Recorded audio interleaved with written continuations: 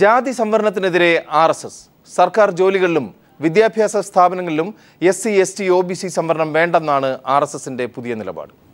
ഇന്ത്യയിൽ ജാതീയ പിന്നാക്കാവസ്ഥ ഇല്ലെന്നും രാജ്യത്ത് പിന്നാക്കാവസ്ഥ മാത്രമെന്നും സാമ്പത്തിക പിന്നാക്കാവസ്ഥ മാത്രമാണുള്ളതെന്നും ഇന്ന് മുതിർന്ന RSS നേതാവ് MG വൈദ്യ ഹിന്ദു പത്രത്തിന് നൽകിയ അഭിമുഖത്തിൽ പറഞ്ഞു.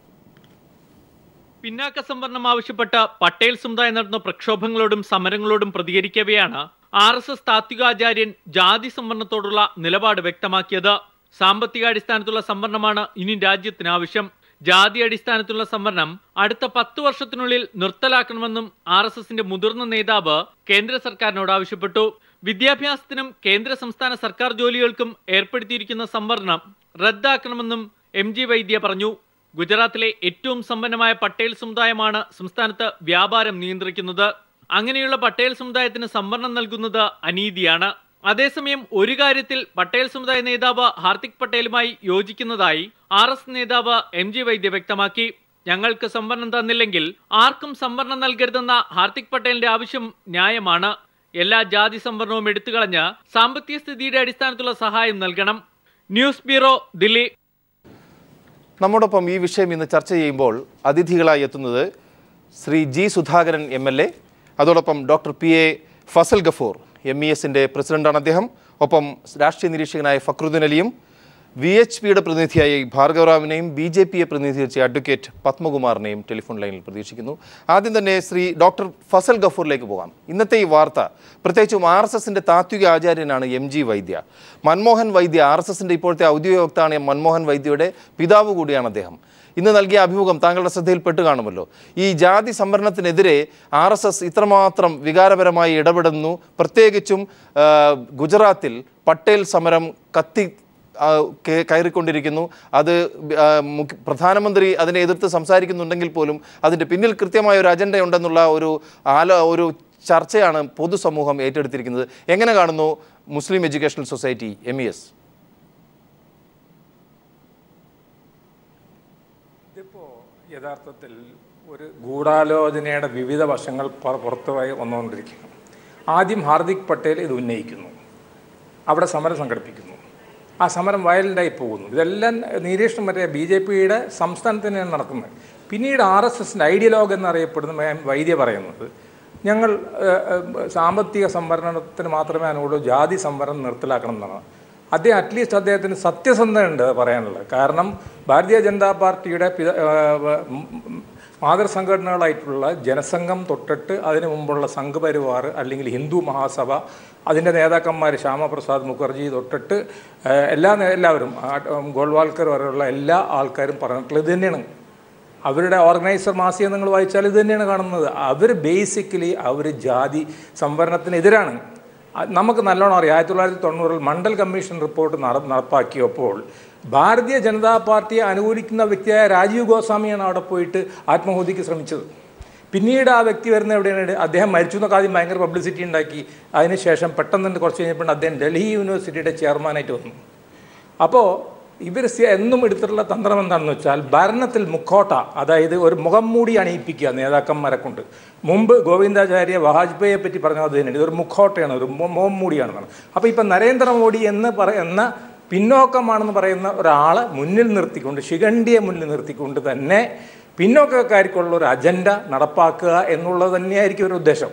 ഒരു സംശയം അതിനെ മറ്റു വേണം. അതിന് അവർക്കിപ്പോൾ ഒരു ഗുണകരമായിട്ടുള്ളൊരു കാര്യം അവർ കാണുന്നത് എന്താണെന്ന് വെച്ചാൽ മണ്ഡലിന് ശേഷം ഉണ്ടായിട്ടുള്ള പൊളിറ്റിക്സ് വലിയ മാറ്റം വന്നിട്ടുണ്ട്. മണ്ഡൽ ഫോഴ്സസ് ഇപ്പോൾ വളരെ വീക്കായിക്കൊണ്ടിരിക്കുകയാണ്. അത് മുലായം സിംഗ് യാദവ് ആയാലും ലാലു പ്രസാദ് ആയാലും നിതീഷ് കുമാറൊക്കെ വീക്കായിക്കൊണ്ടിരിക്കുന്ന ഒരു കാലഘട്ടമാണ്. അവരുടെ തട്ടകത്തിൽ തന്നെ പരാജയം അവർ നേരിട്ടുള്ളൂ, UPയിലും ബീഹാറിലും ഒക്കെ. അപ്പോൾ ഇന്ന് ഇന്ത്യയിലെ ആദ്യ മുഖ്യമന്ത്രിമാരും മുന്നോക്ക സമുദായങ്ങളിൽപ്പെട്ടവരാണ്. അപ്പോൾ ആ ഒരു കാഴ്ച ഇതും കൂടെ അവരുടെ മനസ്സിലുണ്ട്. അപ്പോൾ അവർ പറയും ഞങ്ങൾക്ക് പിന്നോക്കക്കാരനായ അവർ മോഡിയുണ്ട്, പിന്നോക്കക്കാരായിട്ടുള്ള ചൗഹാനുണ്ട്. അതൊന്നും പറഞ്ഞിട്ട് കാര്യമില്ല. RSS BJP സംഘ് പരിവാർ എന്ന് പറഞ്ഞാൽ ഒരു സംശയം വേണ്ട, അതിൻ്റെ അതിൻ്റെ കടിഞ്ഞാനിരിക്കുന്നത് മുന്നോക്ക സമുദായങ്ങളുടെ കയ്യിലാണ്. ഒറ്റ കാര്യം കൂടെ പറഞ്ഞ് ഞാൻ അവസാനിപ്പിക്കുക. RSSന് ഏതെങ്കിലും ഒരു കാലത്ത് പിന്നോക്കത്തിൽപ്പെട്ട ഒരു സർസംഘചാലകൻ ഉണ്ടായിട്ടുണ്ടോ? നമുക്ക് ആദ്യം ഗോൾവാൾക്കർ, ഹെഗ്ഡേവാർ, രാജുവയ്യ തൊട്ടിട്ട് രാജുവയ്യ രാജ്പെട്ടാണ്, ബാക്കിയെല്ലാം ചിത്തഭവൻ ബ്രാഹ്മണന്മാരാണ്.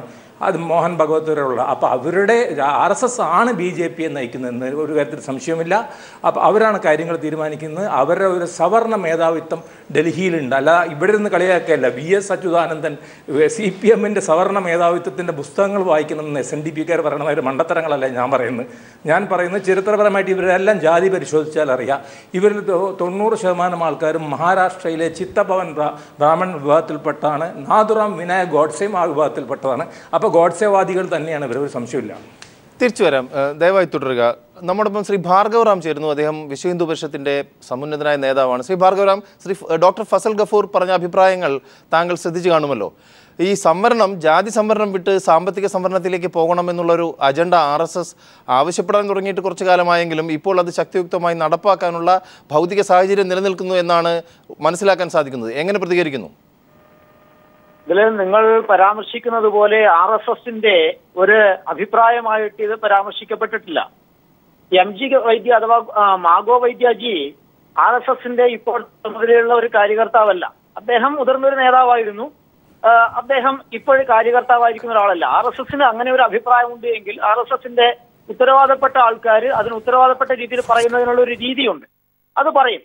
അല്ലാതെ മാഗോ വൈദ്യജി ഈ കാര്യം പറഞ്ഞു എന്നുള്ളത് വെച്ചിട്ട് RSSന്റെ അഭിപ്രായമാണ് എന്ന് ഇത് ആഘോഷിക്കുന്നത് ശരിയല്ലാത്തൊരു കാര്യമാണ്. രണ്ടാമത്തെ ഒരു കാര്യം, മാഗോ വൈദ്യജി പറഞ്ഞ ഒരു വിഷയമുണ്ട്. അത് അദ്ദേഹം പറഞ്ഞതിന്റെ സാഹചര്യത്തിൽ നിന്ന് അടർത്തിയെടുത്തിട്ട് പറയുന്നത് ശരിയല്ലാത്ത ഒരു കാര്യമാണ്. അതായത് മറാത്താസ്, ജാട്ടുകള്, ഗുജ്ജർമാര് ഇവരൊക്കെ സമൂഹത്തില് വലിയ നിലയിൽ എത്തിയിരിക്കുന്ന ആൾക്കാരും സാമ്പത്തിക സാമൂഹ്യ മണ്ഡലങ്ങളിൽ ഉയർന്ന നിലയിൽ എത്തിയിരിക്കുന്ന ആൾക്കാരുമാണ്. അവർക്ക് ജനസംഖ്യാനുപാതികമായിട്ട് വലിയ വോട്ട് ശേഷിയുണ്ട്. ഇവരൊക്കെ ഇതുപോലെ വിലപേശാൻ വേണ്ടി നിന്നാൽ രാജ്യത്തിന്റെ ഗതി താഴോട്ട് പോകും. അത്തരത്തിലുള്ള കാര്യങ്ങളെ കുറിച്ച് ചിന്തിക്കണമെന്നാണ് ഈ ഇപ്പോഴും ഗുജറാത്തിലുണ്ടായ കാര്യങ്ങളെ കുറിച്ച് പരാമർശിച്ചപ്പോഴാണ് ഈ വിഷയം വന്നത്.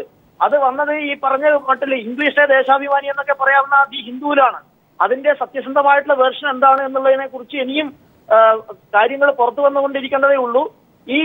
ഒന്ന് ഇടപെട്ടെ ശ്രീ ഭാർഗവറാം, ഒന്ന് ഇടപെട്ട് ഒന്ന് ചോദിച്ചോട്ടെ. അതായത് MG വൈദ്യ പറഞ്ഞതുപോലെ, താങ്കളുടെ വൈദ്യജി പറഞ്ഞതുപോലെ രാജ്യത്ത് ഈ സംവരണത്തിന്റെ, ഈ ജാതിപരമായ സംവരണത്തിനപ്പുറത്ത് സാമ്പത്തിക സംവരണം വരേണ്ട അനിവാര്യത ഉണ്ടെന്ന് ഉള്ളൊരു നിലപാടിലേക്ക് എത്തേണ്ട സമയമായോ?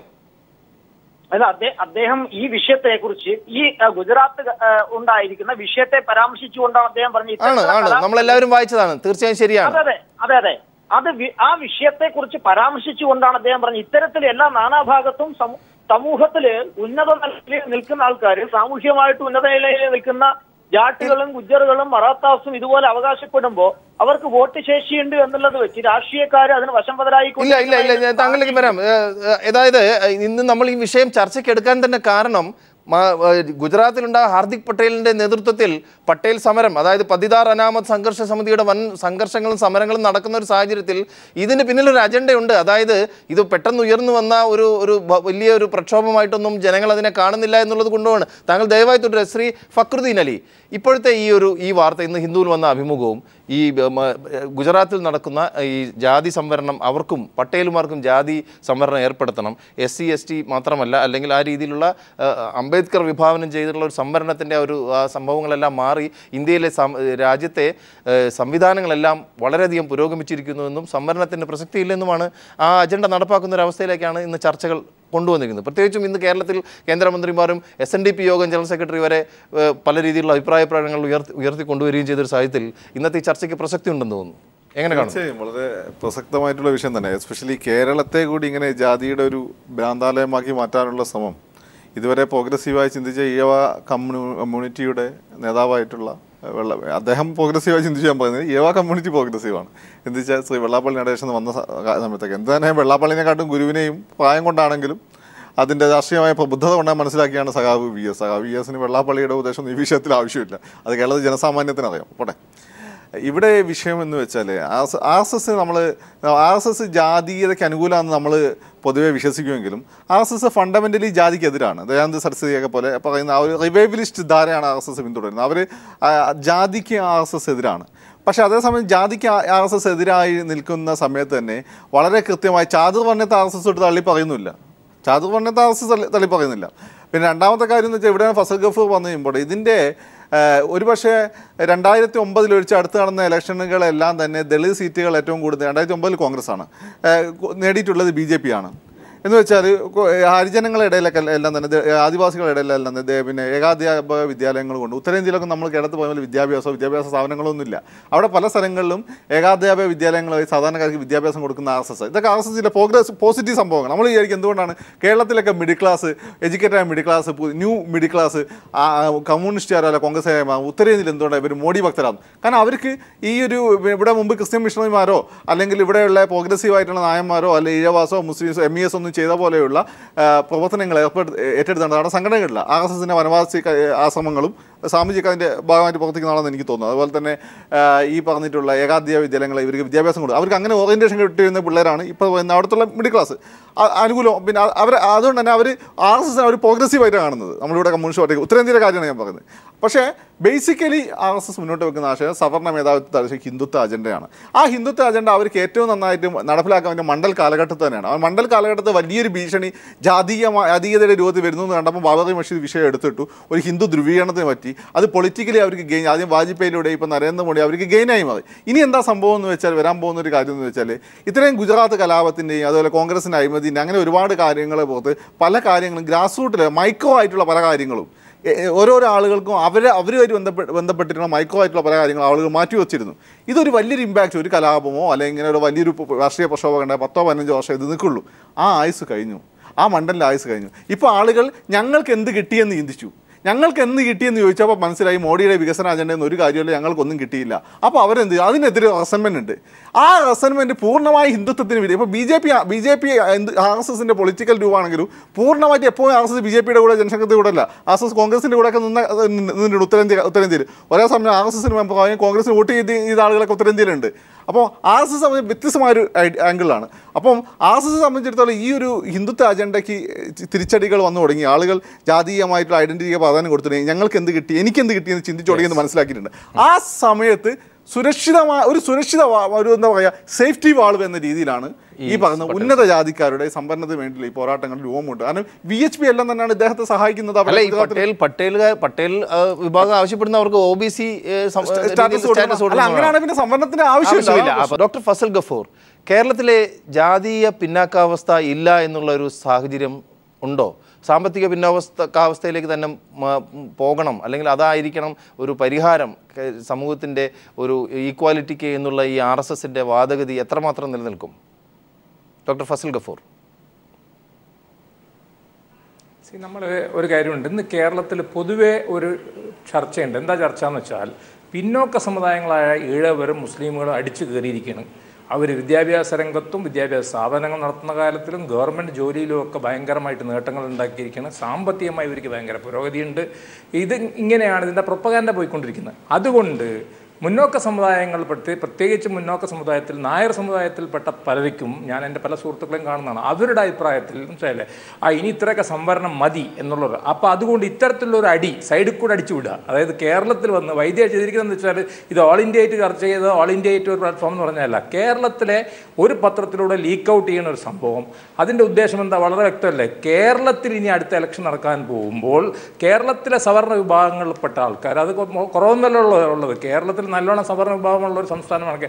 ഇന്ത്യയിൽ ഏറ്റവും അധികം സവർണ്ണ വിഭാഗങ്ങളുള്ള ഒരു സംസ്ഥാനങ്ങളിലൊന്ന് കേരളമാണെന്ന് മനസ്സിലാക്കണം. ആവറേജ് ഇന്ത്യയിൽ 15% ഉള്ളപ്പോൾ കേരളത്തിൽ ക്രൈസ്തവ നായർ വിഭാഗം എന്ന് പറഞ്ഞാൽ 30-35% അപ്പോൾ അവിടെ ഇത് കൊണ്ടുവന്ന് കാച്ചിക്കഴിഞ്ഞാൽ ഇത് ഞങ്ങളുടെ അജണ്ടയിലുണ്ട്, ഞങ്ങളിത് നടപ്പാക്കും, അല്ലെങ്കിൽ ഞങ്ങളിതിന് അനുകൂലമാണ് എന്നുള്ള ഒരു പുകമറ ഇങ്ങനെ സൃഷ്ടിക്കുകയാണ്. ഇത് വൈദ്യ ഇതിന് മുമ്പും ചെയ്തിട്ടുണ്ട്. മുമ്പ് നിങ്ങൾ പഠിച്ചിട്ടുണ്ടോ വൈദ്യ മോഡിയുടെ ഇലക്ഷൻ്റെ സമയത്ത് ഒരു കൊല്ലം മുമ്പ് ഇത് വേറെ സ്ഥലത്ത് പോയി അടിച്ചിട്ടുണ്ട്. അപ്പോൾ ആ ഒരു ഉദ്ദേശം ഉണ്ട്. അപ്പോൾ ആ നിലക്ക് ഇപ്പോൾ അരുവിപുരമൊക്കെ നമുക്ക് റിപ്പീറ്റ് ചെയ്യാമല്ലോ ഇക്കണക്കിന് സവർണ്ണ വോട്ടുകളുടെ ബേസിസിൽ എന്നുള്ള ചിന്താഗതിയായിരിക്കണം. കേരളത്തിൽ ഈ ജാതി ഒന്നും ഇവിടെ ചിലവാവില്ല, അത് വേറെ വിഷയം. അതേമാതിരി തന്നെ വൈദ്യക്ക് വേറെ ഉദ്ദേശമുണ്ട്. എന്താണ് ബീഹാറിലൊരു കൺസോളിഡേഷൻ ഉണ്ടാക്കാൻ വേണ്ടിയിട്ട്, ഫോർവേഡ് കാസ്റ്റ് കൺസോളിഡേഷൻ ബീഹാറിൽ ഇപ്പോൾ വളരെ ഇമ്പോർട്ടൻ്റ് ആണ്. ഇവരെ തടുക്കാൻ വേണ്ടി, ഇവരുടെ ബാക്ക്വേർഡ് ക്ലാസ് ആക്സസിനെ തടുക്കാൻ വേണ്ടിയിട്ട്. അപ്പോൾ ഫോർവേഡ് ക്ലാസ്സുകളുടെ ഇടയിൽ അവിടെ ബീഹാർ ബീഹാറിലൊക്കെ ഇത് വായിക്കുമ്പോൾ ഇതെന്തോ ഒരു സംഭവം നടക്കാൻ പോകുന്നുണ്ട് എന്നുള്ളൊരു തോന്നലാണ്. പ്രത്യേകിച്ച് ബീഹാറിൻ്റെ ഒരു പ്രത്യേക പരിസ്ഥിതി നിങ്ങൾ മനസ്സിലാക്കേണ്ടതെന്ന് വെച്ചാൽ പിന്നോക്ക സമുദായങ്ങളുടെ ഏറ്റവും വലിയ കോട്ടയാണ് ബീഹാർ. അതായത് നമ്മുടെ വിണ്ടേശ്വരി പ്രസാദ് മണ്ഡൽ കമ്മീഷൻ തൊട്ട് ഏറ്റവും ശക്തനായിട്ടുള്ള കർപ്പൂരി താക്കൂർ തൊട്ട് ലാലു പ്രസാദ് യാദവ്, റാബ്രി ദേവി, നിതേഷ് കുമാർ, ജിതിൻ റാം മാഞ്ചി തുടർച്ചയായിട്ട് അവിടെ പിന്നോക്ക സമുദായങ്ങൾ ഭരിച്ചുകൊണ്ടൊരു സ്ഥലമാണ്. അപ്പോൾ അതും കൂടെ ചിലപ്പോൾ എയിം ഇട്ടുകൊണ്ട്, കാരണം ഇത് ഇലക്ഷൻ്റെ സമയത്താണല്ലോ ഇവിടെ പഞ്ചായത്ത് ഇലക്ഷൻ വരുന്നു, മുനിസിപ്പൽ ഇലക്ഷൻ വരുന്നു. അപ്പോൾ ആ നിലക്ക് ഒരു എയിം കൂടെ ഉണ്ട്. പക്ഷേ ഇത് എന്ത് എയിമായാലും വേണ്ടില്ല, വൈദ്യ അദ്ദേഹത്തിൻ്റെ മനസ്സിലിരിപ്പ് പുറത്ത് പറഞ്ഞത് മാത്രമേ ഉള്ളൂ. ഇത് ഇവരുടെ എല്ലാവരുടെയും മനസ്സിലിരിപ്പാണ്. ഞാൻ ഒരു വാക്കുകൂടെ പറഞ്ഞിട്ട് പറയാം.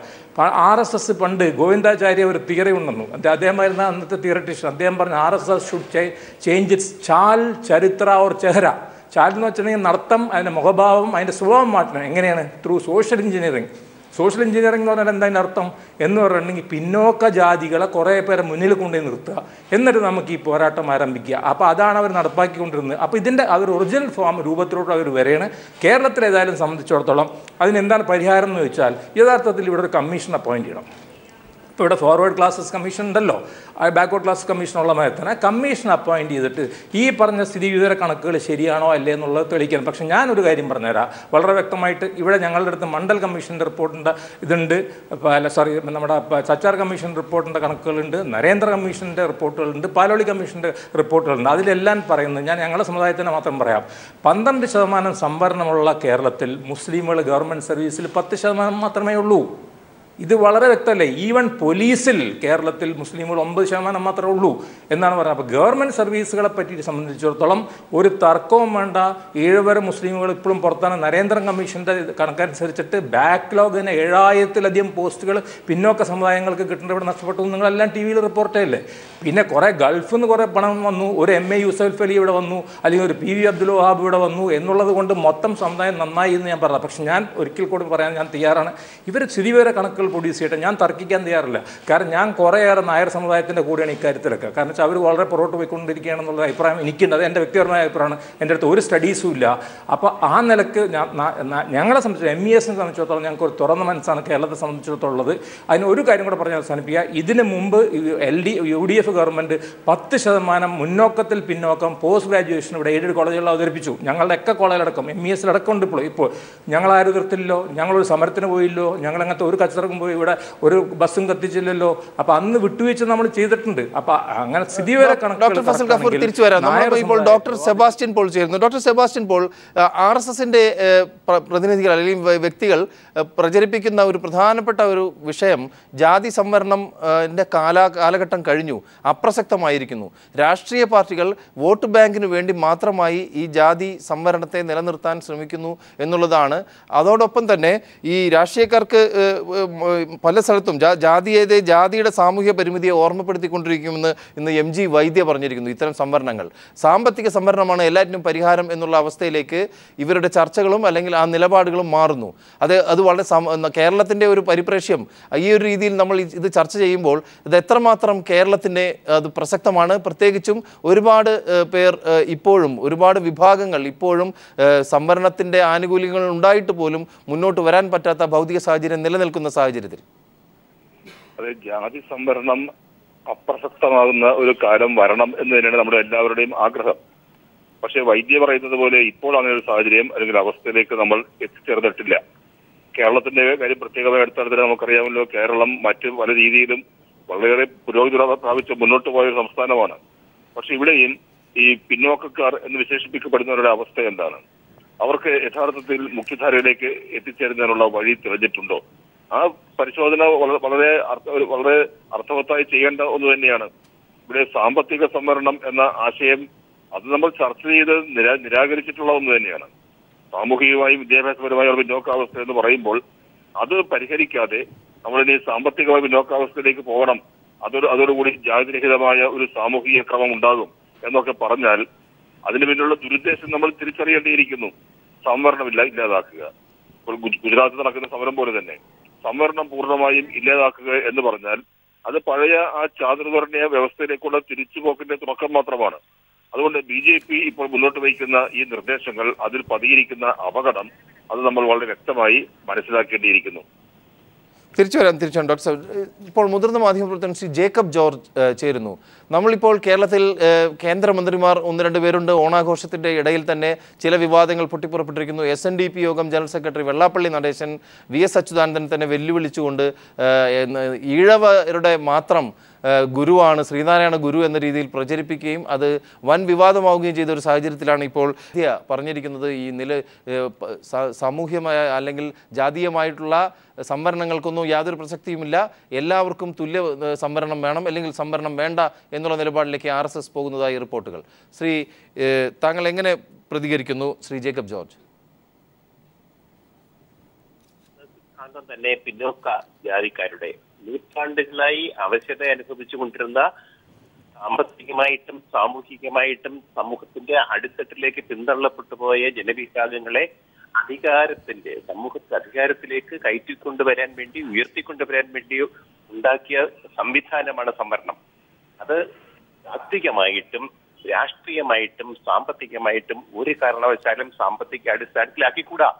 ജാതിപരമാണ്, ജാതികൾക്കാണ്, പിന്നോക്ക ജാതിക്കാർക്കാണ് സംവരണം കൊടുക്കേണ്ടത്. RSS പറയുന്നത് ഇന്ത്യൻ ഭരണഘടനയുടെയും ഇന്ത്യയുടെ സാമൂഹ്യ വ്യവസ്ഥയുടെയും സിദ്ധാന്തങ്ങൾക്കും തത്വങ്ങൾക്കും എതിരാണ് എന്ന കാര്യം എല്ലാവർക്കും അറിയാം. തീർച്ചയായിട്ടും അത് അപകടകരമായ ഒരു സിദ്ധാന്തമാണ്. സാമ്പത്തിക സംവരണമല്ല, ജാതി സംവരണമാണ് ആവശ്യം. പിന്നോക്ക ജാതിക്കാരെ ഉയർത്തിക്കൊണ്ടുവരാൻ വേണ്ടിയാണ്. അതായത് സാമ്പത്തികമല്ല, ജാതി വ്യവസ്ഥയുടെ. ശ്രീ ജേക്കബ് ജോർജ് ഒന്ന് ഇടപെട്ട് ചോദിച്ചോട്ടെ, ഈ ജാതി സംവരണം ജാതി അല്ലെങ്കിൽ ജാതിയുടെ സാമൂഹ്യ പരിമിതിയെ ഓർമ്മപ്പെടുത്തിക്കൊണ്ടിരിക്കുമെന്നുള്ള ആ വാദഗതി എങ്ങനെയാണ് താങ്കൾ ഖണ്ഡിക്കുന്നത്? ജാതി ഇപ്പോഴും ഒരു യാഥാർത്ഥ്യമാണല്ലോ. ജാതിയുടെ പേരിലുള്ള പിന്നോക്കാവസ്ഥ യാഥാർത്ഥ്യമായിരിക്കുമ്പോൾ ജാതിയുടെ പേരിലുള്ള സംവരണവും അത്യാവശ്യം തന്നെയാണ്. അതിനെതിരെയുള്ള സിദ്ധാന്തങ്ങൾക്ക് യാതൊരു വിലയുമില്ല.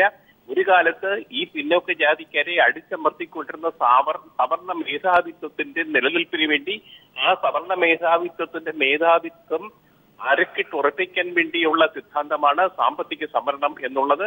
അതൊരു കാരണവശാലും ആധുനിക ഇന്ത്യയിൽ നടപ്പാക്കരുത് എന്നാണ് എന്റെ വിനീതമായ അഭിപ്രായം. ഒരു കാര്യം കൂടി ശ്രീ ജേക്കബ് ജോർജിനോട്, താങ്കൾ ടെലിഫോൺ ലൈനിൽ വന്നതിന് അതുകൊണ്ട് കൂടിയാണ് സംവരണം അവകാശമായി കാണുന്ന പ്രവണത അനുവദിച്ചുകൂടാ എന്ന് MG വൈദ്യ പറയുന്നു. മാത്രമല്ല ഒരു മുഖ്യമന്ത്രിയുടെയോ കളക്ടറുടെയോ മക്കൾക്ക് സംവരണം ആവശ്യമാണോ? ആ രീതിയിലൊക്കെയാണ് ഇതിന്റെ പ്രൊപ്പഗാൻഡ വരുന്നത്. അല്ല, സംവരണം ജാതികൾക്ക്, പിന്നോക്ക ജാതിക്കാർക്ക്, ആദിവാസികൾക്ക് അവകാശപ്പെട്ടതാണ്. 1000 പിന്നോക്കക്കാരിൽ ചിലപ്പോൾ ഒരാൾ ഒരു കളക്ടറായി എന്ന് കരുതി ആ ജാതി മൊത്തത്തിൽ ഒരു പുരോഗതിയിലേക്ക് കുതിച്ചു എന്ന് പറയാൻ പറ്റില്ല. ഇത്രയും കാലത്തെ സംവരണം കൊണ്ടുപോലും വളരെ പിന്നോക്കാവസ്ഥയിൽ കഴിയുന്ന എത്രയോ ജാതിക്കാരുണ്ട്. അതുകൊണ്ട് ജാതിയുടെ പേരിലുള്ള സംവരണം അവർ ഒരു മുഖ്യധാരയിലേക്ക്, സമൂഹത്തിന്റെ മുഖ്യധാരയിലേക്ക് വരുന്നത് വരെ ആ സംവരണം തുടരുക തന്നെ വേണം. ശ്രീ ഫക്രുദ്ദീൻ അലി, സംവരണം അവകാശമായി കാണുന്ന പ്രവണത മാറ്റണമെന്ന് പറയുന്നു MG വൈദ്യ.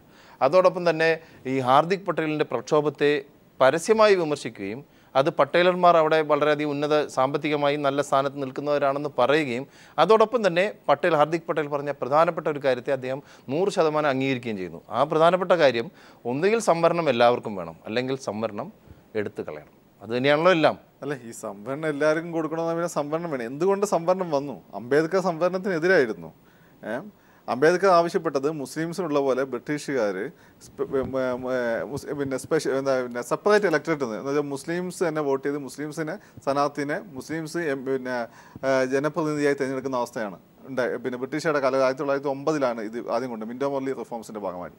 പിന്നെ അത് എക്സ്റ്റെൻഡ് ചെയ്യുകയുണ്ടായി കമ്മ്യൂണിറ്റികൾക്ക്. അങ്ങനെ 1930 സമയത്ത് ഇത് ദളിത് വിഭാഗങ്ങൾക്ക് കൂടി SC/ST കൂടി ഇങ്ങനെ ഈ ഒരു അവകാശം സെപ്പറേറ്റ് ഇലക്ടറേറ്റ് വേണമെന്ന് പറഞ്ഞു. അപ്പോൾ സെപ്പറേറ്റ് ഇലക്ടറേറ്റ് വേണം, ബ്രിട്ടീഷുകാർ അത് അംഗീകരിച്ച് കൊടുക്കാൻ തയ്യാറായി 31 ആക്ടിൽ. അപ്പം 35 ആക്ടിൽ അംഗീകരിക്കുന്ന രീതിയിൽ ചർച്ച വന്നു. ആ സമയത്ത് എന്ത് ചെയ്തു?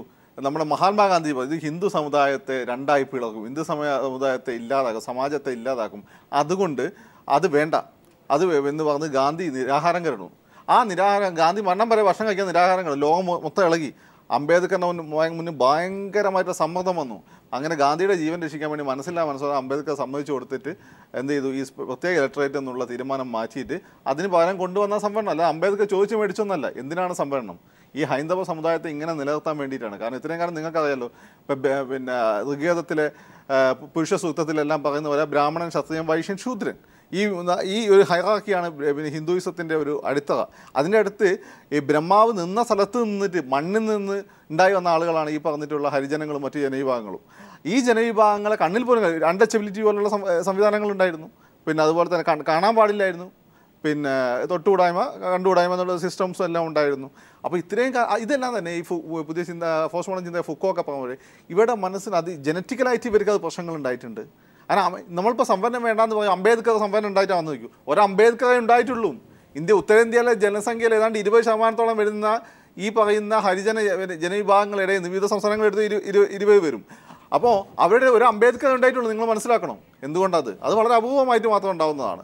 അപ്പോൾ ജനറ്റിക്കലായിട്ടുള്ള പ്രശ്നങ്ങൾ അവർക്ക് ഉണ്ടായിട്ടുണ്ട്. അത് അമേരിക്കയിൽ ഈ റീസെൻ്റ്ലി നടന്നൊരു പഠനത്തിൽ വ്യക്തമായിട്ടുണ്ട്. നിങ്ങൾ സാമ്പത്തികമായിട്ടൊക്കെ പിന്നോട്ട് നിൽക്കുകയാണെങ്കിൽ നിങ്ങളുടെ മസ്തിഷ്കത്തിൻ്റെ സർഫേസ് ഏരിയയുടെ വളർച്ച, ഓർമ്മശക്തിയായിട്ട് ബന്ധപ്പെട്ട പ്രധാനപ്പെട്ട സംഭവമാണ് മസ്തിഷ്കത്തിൻ്റെ സർഫേസ് ഏരിയ, അതിൻ്റെ വളർച്ച ശോഷിച്ചു പോകും.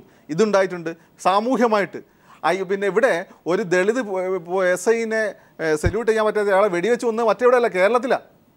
ആ രീതിയിലുള്ള സംവിധാനങ്ങൾ അതിലും ഭീകരമാണ് ഉത്തരേന്ത്യയിലെ അവസ്ഥ. അതുകൊണ്ട് ഇതൊരു സോഷ്യോളജിക്കലായിട്ടുള്ള ഒരു ആസ്പെക്റ്റാണ് സംവരണം എന്ന് വെച്ചാൽ. അത് അവരുടെ മൗലിക അവകാശമാണ്. ഈ ഹൈന്ദവ സമുദായം ഇങ്ങനെ നിൽക്കുന്നതിന് കൊടുക്കേണ്ട ഒരു വില തന്നെ അത് കൊടുത്തേ പറ്റി. രണ്ടാമത്തെ ചെയ്യേണ്ട ഒരു കാര്യം എന്ന് വെച്ചാൽ വൈദ്യ പറഞ്ഞുകൊണ്ട് ഒരുപക്ഷെ എവിടെയെങ്കിലൊക്കെ ഞാൻ യോജിച്ചു പോകുന്നൊരു ഘട്ടം എന്ന് വെച്ചാൽ ഈ ഒരു ജനറേഷന് ഇപ്പോൾ 1000 വർഷം അവർ സഹിച്ചു എന്ന് വെച്ചാൽ 1000 വർഷം നമുക്ക് സംവരണം കൊടുക്കാനും പറ്റില്ല.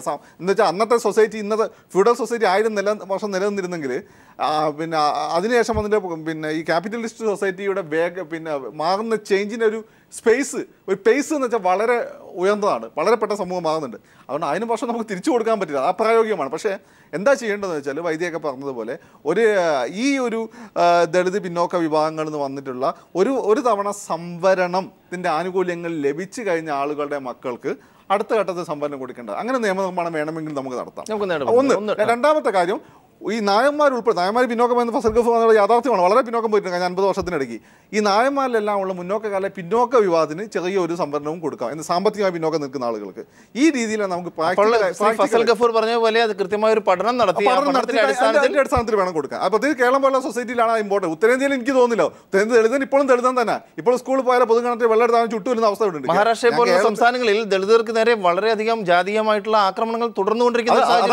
വൈദ്യ പറഞ്ഞതെന്ന് വെച്ചാൽ ജാതീയതല്ല, സാമ്പത്തികമല്ല എന്ന് വെച്ചാൽ പലപ്പോഴും ഉയർന്ന വീട്ടിൽപ്പെട്ട പെൺകുട്ടികളെ കല്യാണം കഴിച്ചതിനെ പ്രേമിച്ചതിന്റെ ഫലമായിട്ടാണ് ഇപ്പം അടുത്ത കാലത്ത് തന്നെ ഒരു കുടുംബത്തെ മൊത്തം കൊന്ന് കിണറ്റിലിട്ടത്.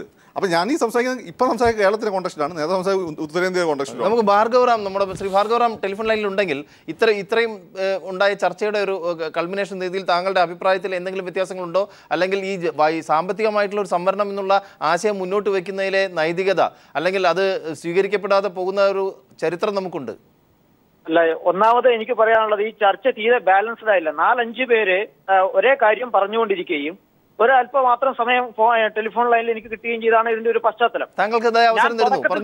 ഞാൻ തുടക്കത്തിൽ തന്നെ പറഞ്ഞ മാതിരി RSSന്റെ അഭിപ്രായമായിട്ട് മാഗോ വൈദ്യാജിയുടെ അഭിപ്രായത്തെ ചൂണ്ടിക്കാണിക്കുന്നത് വളരെ രാഷ്ട്രീയ പ്രേരിതമായിട്ടൊരു കാര്യമാണ്. കേരളത്തിലെ SNDPയും സംഘ സംവിധാനവുമായിട്ട് അല്ലെങ്കിൽ സംഘപരിവാറുമായിട്ട് അടുത്തുകൊണ്ടിരിക്കുന്നുവെന്ന് മാധ്യമങ്ങളൊക്കെ പ്രചരിപ്പിക്കുന്ന ഒരു സാഹചര്യത്തിൽ സത്യാവസ്ഥയുണ്ട് എങ്കിൽ അതിന് തടസ്സം വരുത്താൻ വേണ്ടിയിട്ടുള്ള ഒരു പ്രചാരണ തന്ത്രം മാത്രമാണ് ഈ വിഷയം. രണ്ടാമത്തെ ഒരു കാര്യം, ഹാർദിക് പട്ടേലുമായിട്ട് ബന്ധപ്പെട്ട വിഷയം, അതിന് ഹാർദിക് പട്ടേലിന് ആരാണ് പ്രേരണ കൊടുത്തുകൊണ്ടിരിക്കുന്നത് എന്നുള്ളതിന്റെ ചിത്രങ്ങൾ സഹിതമായിട്ടുള്ള കാര്യങ്ങൾ വന്നുകൊണ്ടിരിക്കുകയാണ്. ഹാർദിക് പട്ടേലിന്റെ രാഷ്ട്രീയ ഗുരു എന്ന് പറയുന്നത് അരവിന്ദ് കെജ്രിവാളാണ്. അരവിന്ദ് കെജ്രിവാൾ പറയുന്നതിന്റെ ഒരു സാഹചര്യം അതിന് 2 ദിവസം മുൻപ് നമ്മൾ ഈ ചർച്ച ചെയ്യുന്ന വിഷയത്തിൽ ശ്രീ ഭാർഗവറാം RSSന്റെ അഭിപ്രായം എന്താണ്, അല്ലെങ്കിൽ നിലപാട് എന്താണ്? താങ്കൾ പറഞ്ഞു MG വൈദ്യയുടെ അഭിപ്രായം വ്യക്തിപരം മാത്രമാണെന്ന്. അതാണ് ചോദിക്കുന്നത്. RSSന്റെ അഭിപ്രായം RSSന്റെ ഔദ്യോഗികമായിട്ടുള്ള കാര്യകർത്താക്കൾ വെളിപ്പെടുത്തും. ഇതാണ് ആ വിഷയത്തിലുള്ളത്. അല്ലാതെ RSSന്റെ അഭിപ്രായമായിട്ട് ആഘോഷിച്ചിട്ട് അതിന്റെ അടിസ്ഥാനത്തിൽ ഇവിടെ ചാതമാണ് അതാണ് ഇതാണ് എന്ന് പ്രചരിപ്പിക്കുന്ന രീതിയിലുള്ള പ്രസ്താവനകൾ നടത്തിക്കൊണ്ടിരിക്കുന്നത് ശരിയാണ്. ഇതിനെല്ലാം മറുപടിയുണ്ട് കൃത്യമായിട്ട്. എവിടെയാണ് ഇത്രയും കാലമായിട്ട് ഇവിടെ സംവരണം ഉണ്ടായിരിക്കുന്ന കേരളത്തിൽ ഇടതും വലതും ഒക്കെ ഭരിച്ചിട്ട് SC/ST ഫണ്ട് 90% ലാപ്സായി പോയിരിക്കുക. ആരാ ഉത്തരവാദി? ഈ പട്ടികജാതിക്കാരനെയും പട്ടികവർഗക്കാരനെയും ഇന്ന് പാവപ്പെട്ടവനായിട്ട് നിർത്തിയിരിക്കുന്ന ആരാ? ഇന്ന് പാവപ്പെട്ട പട്ടികവർഗക്കാരന് 3 സെന്റ് വിതരണം ചെയ്യുന്ന 3 സെന്റ് ഇല്ലാത്തവനും ഉണ്ട്. വിതരണം ചെയ്യുന്ന സാഹചര്യത്തിൽ മലയോര മേഖലയാകെ കയ്യേറി അത്രയും ഭൂമിക്ക് പതിച്ചു കൊടുക്കുന്നതിന് ആരാ ഇവിടെ എന്താ മുണ്ടിയത്? ഇങ്ങനെ ഒരു സാഹചര്യം ഇവിടെ ഉണ്ടായിട്ടില്ല. ഇവരുടെയൊക്കെ ഈ സ്നേഹവും സ്നേഹപ്രകടനവും ഒക്കെ കള്ളത്തരമാണ്.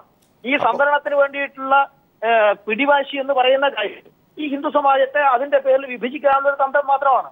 ആ തന്ത്രം വളരെ സമർത്ഥമായിട്ട് ഉപയോഗിക്കും രാഹുൽ ഗാന്ധിയുടെ ഓഫീസും അരവിന്ദ് കെജ്രിവാളും ഇത് ഉപയോഗിക്കുമെന്ന് പാകിസ്ഥാന്റെ മുൻ സുരക്ഷാ ഉദ്യോഗസ്ഥൻ കുറച്ചു ദിവസം മുന്നേ ആണ് ട്വീറ്റ് ചെയ്തത്. ട്വിറ്ററിൽ ആ വിഷയം വളരെ ചർച്ച ചെയ്തിട്ടുള്ള ഒരു വിഷയമാണ്. അതിന്റെ അനുരണനങ്ങളായിട്ടാണ് ജാതീയമായിട്ടുള്ള സ്പർദ്ധകൾ ഉണ്ടാക്കാനുള്ള ആസൂത്രിതമായിട്ടുള്ള നീക്കമുള്ളത്.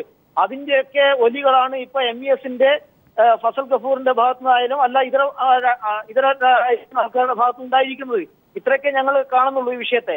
ഒരു നിമിഷം ഈ ഹാർദിക് പട്ടേലിന്റെ പ്രക്ഷോഭത്തെ കുറിച്ച് താങ്കൾ പറയുമ്പോൾ തന്നെ MG വൈദ്യയെ പോലുള്ളവരെ താങ്കൾ തമസ്കരിക്കുകയാണോ? അദ്ദേഹത്തിന്റെ അഭിപ്രായ പ്രകടനത്തിന് യാതൊരു പ്രസക്തിയുമില്ലെന്ന് പറയുകയാണോ ഇതുവഴി ഈ ചർച്ചയിലെ താങ്കൾക്ക് കിട്ടിയ വിലപ്പെട്ട സമയം ഉപയോഗിച്ചുകൊണ്ട്?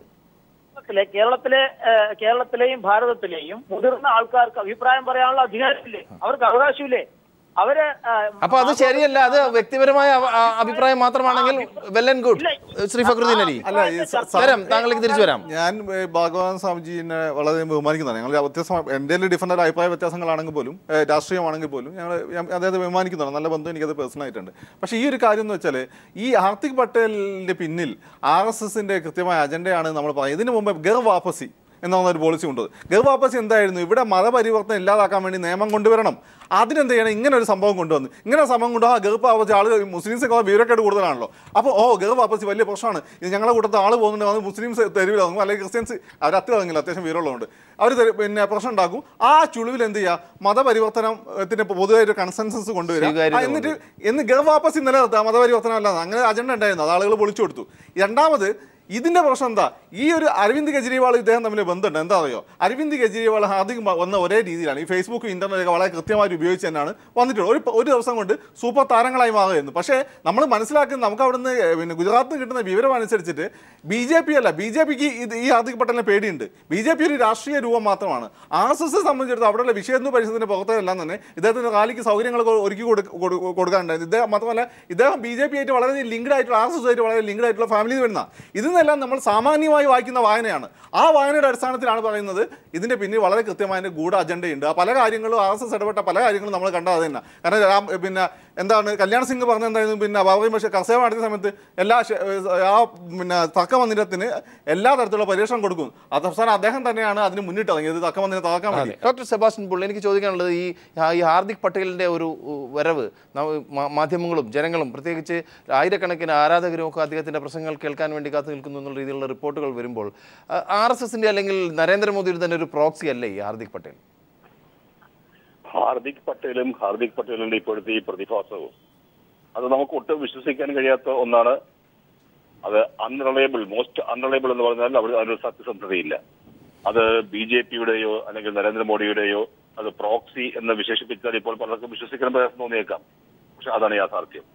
ഇന്ത്യയിൽ നിന്ന് പ്രാബല്യത്തിലുള്ള ഭരണഘടനാപരമായി അംഗീകരിക്കപ്പെട്ടിട്ടുള്ള ജാതി സംവരണ വ്യവസ്ഥയെ അട്ടിമറിക്കുന്നതിനുള്ള പ്രക്ഷോഭമാണ് ഹാർദിക് പട്ടേലിന്റെ നേതൃത്വത്തിൽ നടന്നുകൊണ്ടിരിക്കുന്നത്.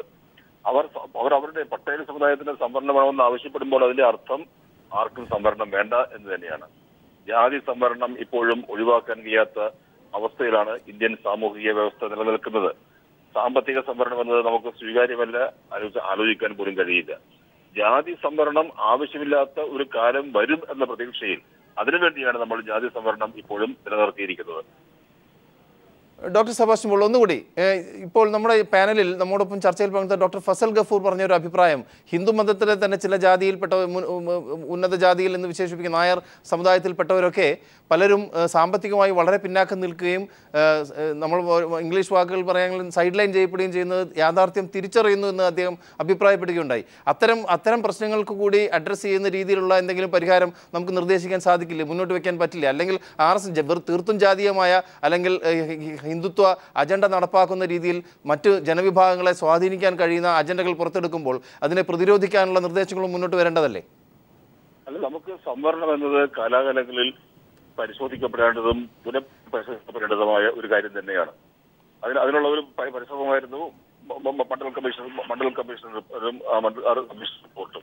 ഇനിയും നമുക്കത് ആകാം. സുപ്രീം കോടതി ഇതിലൊരു എപ്പോഴും ഒരു ഹാർട്ട് ബേൺ ഉണ്ടാകുന്നുണ്ട് ഈ സംവരണം എന്നത് മുന്നോക്ക സമുദായങ്ങൾക്കിടയിൽ. അതിന്റെ ശമനം നിലയ്ക്കാണ് സുപ്രീം കോടതി ക്രീമി ലെയർ എന്ന തത്വം കൊണ്ടുവന്നത്. പിന്നോക്കക്കാരിലെ പണമുള്ളവർക്ക് സംവരണം വേണ്ട, അതിൽ നിന്ന് ഒഴിവാക്കണം. നേരത്തെ ഇവിടെ കളക്ടർ എന്നൊക്കെ പറയുന്നത് കേട്ടല്ലോ, അതൊക്കെ ഒഴിവാക്കിയിട്ടുണ്ട്. ഉദ്യോഗസ്ഥന്മാർ പണമുള്ളവരെയൊക്കെ ഒഴിവാക്കി ക്രീമി ലെയറിനെ പൂർണ്ണമായി ഒഴിവാക്കിക്കൊണ്ടാണ് ഇപ്പോൾ ജാതി സംവരണം നടക്കുന്നത്. മറ്റ് സമുദായങ്ങൾക്ക് എന്ത് ചെയ്യാൻ കഴിയും? സാമ്പത്തികമായി പിന്നോക്കം നിൽക്കുന്നവർക്ക് സംവരണമല്ല ആവശ്യം, അവർക്ക് വേണ്ടത് സാമ്പത്തിക സഹായമാണ്. ആ സാമ്പത്തിക സഹായം നൽകുന്നതിനുള്ള എന്തെങ്കിലും പരിശ്രമവും പദ്ധതിയും സർക്കാരിന് കൊണ്ടുവരാം. അതിനപ്പുറത്തേക്ക് ഇപ്പോൾ തന്നെ 50% ജാതി സംവരണം. ഈ അടുത്ത 50 മെറിറ്റിനുള്ളത്. ആ 50-ലേക്ക് ആർക്ക് ഏത് രീതിയിൽ സംവരണം ഏർപ്പെടുത്താൻ കഴിയും? ഏർപ്പെടുത്താൻ കഴിയുമെങ്കിൽ നമുക്കതാകാം. പക്ഷേ അതൊക്കെ നമ്മൾ ആലോചിക്കേണ്ട, വളരെ ഗൗരവമായി പരിശോധിക്കേണ്ട വിഷയങ്ങൾ തന്നെയാണ്. യെസ് ശ്രീ ഭാർഗവറാം, ഇപ്പോൾ ഡോക്ടർ സെബാസ്റ്റ്യൻ പറഞ്ഞ പോലെ സാമ്പത്തിക സംവരണം എന്നുള്ള ആ ഒരു തത്വം അല്ലെങ്കിൽ ആ ഒരു ഉയർത്തിപ്പിടിക്കുന്ന മുദ്രാവാക്യത്തിനപ്പുറത്ത് അത്തരം സമൂഹത്തിൽ സാമ്പത്തികമായി പിന്നാക്കം നിൽക്കുന്നവരെ സാമ്പത്തികമായി സഹായിക്കാനുള്ള സംവിധാനമാണ് സർക്കാർ ഏർപ്പെടുത്തേണ്ടതെന്നും നിർദ്ദേശം വരുന്നു. അതല്ലേ കുറച്ചുകൂടി പ്രായോഗികം? അല്ല, ഈ വിഷയം കൊണ്ടുവന്ന് മാഗോ വൈദ്യ പറഞ്ഞതുമായിട്ട് ബന്ധപ്പെട്ടാണ്. സാമൂഹികമായിട്ടുള്ള കാഴ്ചപ്പാടുകൾ വെച്ചുകൊണ്ട് സംവരണം ആവശ്യമാണോ അല്ല സാമ്പത്തിക സംവരണം ആവശ്യമാണോ എന്നുള്ളത് കുറച്ചുകൂടെ കർക്കശമായിട്ടുള്ള ചർച്ച അനിവാര്യമായിട്ടുള്ള ഒരു വിഷയമാണ്. ആ കാര്യത്തിൽ വളരെ കൃത്യമായിട്ടുള്ള അഭിപ്രായങ്ങൾ രാഷ്ട്രീയ സ്വയംസേവക സംഘവും അതുപോലെ BJP പോലുള്ള പ്രസ്ഥാനങ്ങളും ഒക്കെ പറഞ്ഞിട്ടുണ്ട്. നേരത്തെ തന്നെ അവർ സാമ്പത്തിക സംവരണത്തിന് അനുകൂലമായിട്ട് ചില നിലപാടുകൾ നേരത്തെ എടുത്തിട്ടുണ്ട്. പക്ഷെ മാഗോ വൈദ്യ പറഞ്ഞത് ഈ കോണ്ടെക്സ്റ്റിൽ പ്രസക്തമാകുന്നത് ശ്രീ പാകിസ്ഥാന്റെ ഒരു സമുന്നതനായിരിക്കുന്ന സുരക്ഷാ ഉദ്യോഗസ്ഥൻ ചെയ്ത ട്വീറ്റിനെ തുടർന്ന് ഉണ്ടായ ഈ പട്ടേലുമാരുടെ പ്രശ്നത്തെ കേന്ദ്രീകരിച്ചുകൊണ്ടാണ്. ആ ചർച്ച മാറ്റിയെടുത്ത് കേരളത്തിന്റെയും അല്ലെങ്കിൽ ഭാരതത്തിന്റെ ആകമാന ഉള്ള സാമുദായിക ഘടനയിലേക്ക് വ്യാഖ്യാനിക്കുന്നത് ഇവിടെ തമ്മിൽ തല്ലുണ്ടാക്കാനുള്ള ഒരു സാഹചര്യമാണ്. അത്തരത്തിലുള്ള ചർച്ചകളെ കുറിച്ചോ അല്ലെങ്കിൽ ഭരണപരമായിട്ടുള്ള നീക്കങ്ങളെ കുറിച്ചോ ഒന്നും ഉള്ള ഒരു ചിന്ത ഇതുവരെയായിട്ടും ഉണ്ടായിട്ടില്ല. നമുക്ക് അത്തരത്തിലുള്ള ചർച്ചകൾ കോടതിയുടെ കൂടെ സഹായത്തോടുകൂടെ നിയമവിദഗ്ധന്മാരുടെ സഹായത്തോടുകൂടെ കൃത്യമായിട്ടുള്ള പഠന റിപ്പോർട്ടുകളുടെ അടിസ്ഥാനത്തിൽ തയ്യാറാക്കുന്ന ഒരു കാര്യമാണ്. അല്ല, നമ്മളിപ്പോൾ നേരിടുന്ന ഒരു പ്രശ്നം, ഇന്ന് തന്നെ ഹാർദിക് പട്ടേൽ ഇന്നലെ ഡൽഹിയിലെത്തി ഓരോരോ സംസ്ഥാനങ്ങളിലുള്ള ആളുകളെയും കൂട്ടിച്ചേർത്തുകൊണ്ടുള്ള വലിയൊരു കോൺഗ്ലോമറേഷനുള്ള സാധ്യതകൾ ഉയർന്നു. മഹാരാഷ്ട്രയിൽ നിന്നുള്ള മറാത്തികൾക്ക് സംവരണം വേണമെന്ന് പറയുന്നു. അപ്പോൾ ആ രീതിയിൽ ഉയർന്നു വരുമ്പോൾ തന്നെ RSS അതിനെതിരായി പറഞ്ഞുകൊണ്ട് അവർക്ക് അനുകൂലമായി നിൽക്കുന്നു എന്നുള്ള ഒരു ഇരട്ടത്താപ്പ് നമുക്ക് സംശയം തോന്നിയുകൊണ്ടാണ് താങ്കൾ ഇത്തരത്തിൽ ചോദിച്ചത്. വളരെ ക്ലിയർ ആണ്, ഞാൻ പറഞ്ഞുതരാം. സയ്യിദ് താരിഖ് പിർസാദ എന്ന് പറയുന്ന ആള് ചെയ്തിരിക്കുന്ന ട്വീറ്റാണ്. No other way to stop Modi to write in India but to again divide Hindus on caste lines. I hope as Arvind Kejriwal and office of Rahul Gandhi are working on it. ഇതാണ് അദ്ദേഹം ഈ സയ്യിദ് താരിഖ് പിർസാദ പറഞ്ഞിരിക്കുന്നത്. അപ്പോൾ ഇത്രമാത്രം അരവിന്ദ് കെജ്രിവാളിന്റെയും രാഹുൽ ഗാന്ധിയുടെ ഓഫീസുകളെ ഇത്രമാത്രം പ്രതീക്ഷയോടുകൂടെ പാകിസ്ഥാൻ കാണുന്നുവെന്ന് പരസ്യമായിട്ട് പറയുകയും അരവിന്ദ് കെജ്രിവാളിന്റെ ഉത്തമ ശിഷ്യനായിരിക്കുന്ന ഹാർദിക് പട്ടേൽ ഈ സമരവുമായിട്ട് നയിക്കുമ്പോൾ ഇതൊക്കെ എന്തിനാണ് മോഡിയുടെ തലയിലും RSSന്റെ തലയിലും കൊണ്ടുവെക്കുന്നത് എനിക്ക് മനസ്സിലാവുന്നില്ല. വളരെ ക്ലിയർ ആണ് ഈ വിഷയം, ഈ ഗൂഢാലോചന ക്ലിയർ ആണ്. അല്ല ഒരു നിമിഷം ശ്രീ ഭാർഗവറാം, അതായത് ഇന്ന് MG വൈദ്യരുടെ അഭിമുഖത്തിന്റെ ഒരു ഞാൻ നോട്ട് ചെയ്തതിലെ ഒരു പരിഭാഷ രീതിയിൽ പറയാണ്, പട്ടേൽ സമുദായത്തിന്റെ ഗുജറാത്തിലെ പ്രക്ഷോഭത്തിന്റെ പശ്ചാത്തലത്തിലാണ് ഇന്ന് ഹിന്ദുവിൽ അഭിമുഖം വന്നിരിക്കുന്നത്. ജാതി അടിസ്ഥാനമാക്കിയുള്ള സംവരണം ആവശ്യമില്ല, ഒരു ജാതിയും പിന്നോക്കാവസ്ഥയിലില്ല. മാത്രമല്ല പട്ടേൽ സമുദായ സമരം ശരിയല്ല. ഗുജറാത്തിലെ ഒട്ടുമിക്ക വ്യാപാര വ്യവസായ സ്ഥാപനങ്ങളും കൈയാളുന്നത് പട്ടേൽ സമുദായക്കാരാണ്.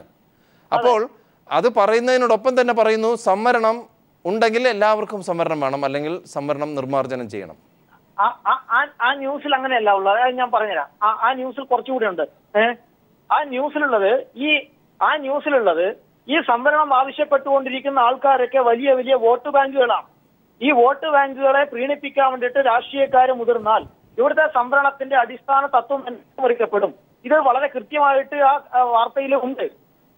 ജാട്ടുകളാണ് എങ്കിലും ശരി, ഗുജ്ജറുകളാണ് എങ്കിലും ശരി, മറാത്തകളാണ് എങ്കിലും ശരി, വലിയ വലിയ വോട്ട് ബാങ്കുകളാണ്.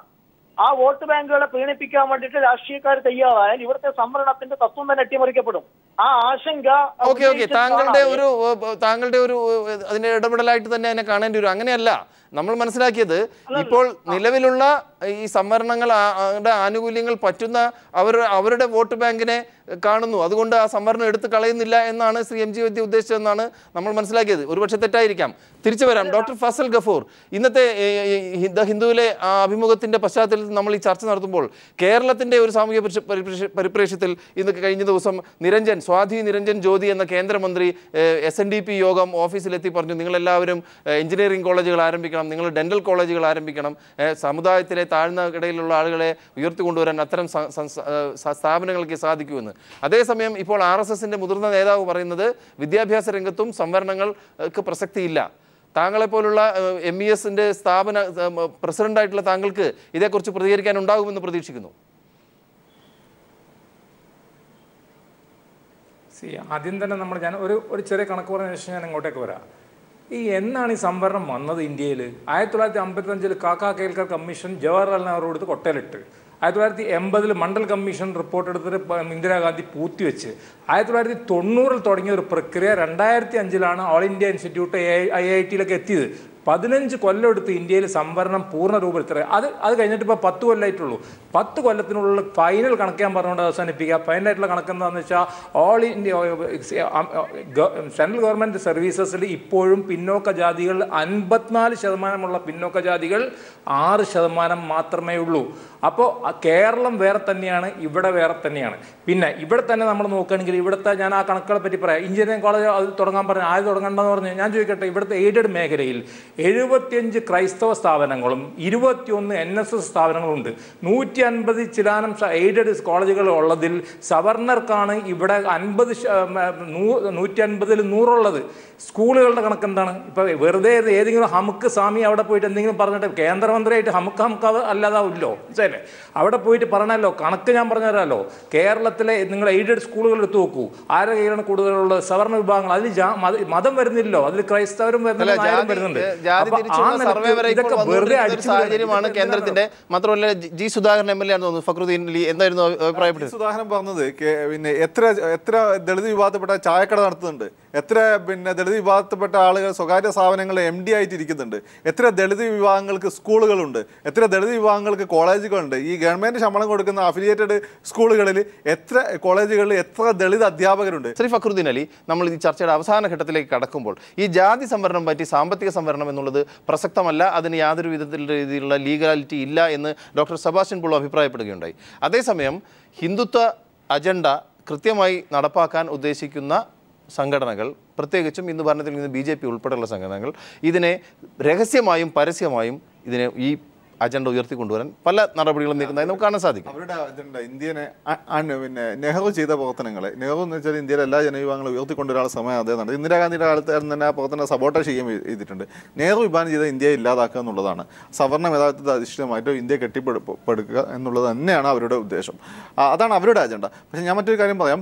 ഇപ്പോൾ സ്വാമി നേരത്തെ പറഞ്ഞ പോലെയല്ല, ഇന്ത്യയിലെ മറ്റേത് സ്ഥലത്ത് എടുത്തു നോക്കി കഴിഞ്ഞാലും ഏറ്റവും കൂടുതൽ ദളിത് ആദിവാസി വിഭാഗങ്ങൾ ഏറ്റവും കൂടുതൽ മുന്നോറായിട്ടുള്ള സംസ്ഥാനം കേരളം. സാമൂഹ്യമായിട്ട് അത് സോഷ്യൽ മൊബിലിറ്റി ചെയ്യുന്നത് ഏറ്റവും സാധ്യമായി ഏത് കണക്കുകൾ ഏത് സംസ്ഥാനമായിട്ട് ഗുജറാത്തൊക്കെ എടുത്തു നോക്കി കഴിഞ്ഞാൽ അവിടെ 80% ദളിത് വില്ലേജുകളിലും വെള്ളത്താത്ത അവസ്ഥയാണ്, ശുദ്ധജലം കിട്ടാത്ത അവസ്ഥയാണ്. ഇന്ന് കേരളത്തിൽ അതുണ്ടോ? കഴിയാറായതുകൊണ്ടാണ് ഈ സാമുദായിക സംഘടനകൾ പലപ്പോഴും രാഷ്ട്രീയ പാർട്ടികളുമായോ അല്ലെങ്കിൽ ഗവൺമെന്റുകളോ വിലപേശുന്നത്. അവർക്ക് ഇത്തരം സ്ഥാപനങ്ങൾ അവരുടെ അവരുടെ സമുദായത്തിൽപ്പെട്ടവർക്കുള്ള ഉന്നമനത്തിന് വേണ്ടിയിട്ടുള്ള സ്ഥാപനങ്ങൾ ഇപ്പോൾ മന്ത്രിമാർ വരെ അവരുടെ വീടുകളിൽ പോയിട്ട് ഓഫർ ചെയ്യുന്ന ഒരു സാഹചര്യം വന്നിരിക്കും. അതേസമയം നമ്മൾ ചർച്ച ചെയ്യുന്ന വിഷയം വേറൊന്നും അല്ല, പൊളിറ്റിക്കൽ ക്ലാസിന്റെ ഒരു അപജയമാണ്. അവർക്ക് അവരുടേതായ ഒരു നീഷ് ഉണ്ടാക്കാൻ പറ്റും. അതില്ലാതെ ഈ സാമുദായിക സംഘടനകളെ സ്വാധീനിച്ചുകൊണ്ട് ഈ ഫസൽ ഗഫ് ഒന്നും കണ്ടാൽ ഇതിനെ പ്രോത്സാഹിപ്പിക്കാത്തതാണ്. അദ്ദേഹം കാര്യങ്ങൾ വെട്ടിത്തോന്നുന്നു. അതുകൊണ്ടാണ് എനിക്ക് അദ്ദേഹത്തിനോട് റെസ്പെക്റ്റ് ഉള്ള കാര്യം. ചില ആളുകളെ പോലെ അല്ല. അപ്പം ഈ പൊളിറ്റിക്കൽ ക്ലാസ് സ്വയം റിയലൈസ് ചെയ്യണം. ഇവരെ ഡിപ്പെൻഡ് ചെയ്ത് അവർക്ക് നിൽക്കാൻ പറ്റില്ല. ഇവരുമായിട്ട് സമൂഹത്തിന്റെ പൊതുവായിട്ട് ഉന്നമനത്തിന് ഇവരൊക്കെ ആയിട്ട് വേണം സഹകരിച്ച് പ്രവർത്തിക്കാന്നല്ലാതെ ഇവരെ ഡിപ്പെൻഡ് ചെയ്ത് നിൽക്കാൻ പറ്റില്ല. രണ്ടാമത്തെ കാര്യം ഞാൻ പറയാം, നമുക്ക് കേരളത്തിൽ അത്യാവശ്യം വേണ്ട, കേരളം കൂടി പരിഗണിക്കണമല്ലോ, നമുക്കൊരു ദളിത് SC/ST പ്രൊജക്റ്റ് വേണം. കാരണം എന്ന് വെച്ചാൽ കേരളത്തിൽ മറ്റ് ജനവിഭാഗങ്ങളെ അപേക്ഷിച്ച് ഇന്ന് ദളിതരുടെ സ്ഥിതി വളരെ കഷ്ടത്തിലാണ്. കാരണം ഇന്ന് ഈ പ്രബുദ്ധ കേരളത്തിലാണ് ശവം അടക്കാൻ പറ്റാതെ സ്വന്തം വീട്ടിൽ കുഴി വെത്തി ശവം അടക്കേണ്ട അവസ്ഥയൊക്കെ ദളിതർക്കുണ്ട്.